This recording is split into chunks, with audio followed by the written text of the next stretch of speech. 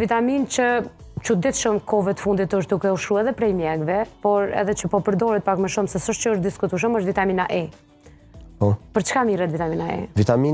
Vitamina E është regenerues i qelizave të trupit përgjithësi, ngrit imunitetin, forcë, t'jap, kryesisht përdoret edhe te qelizat tek meshkujt ose tek femrat që kanë probleme me fertilitet. Është e mirë. Ja vlen. Si përdoret vitamina E para bukës, mbas bukës, ditën, natën?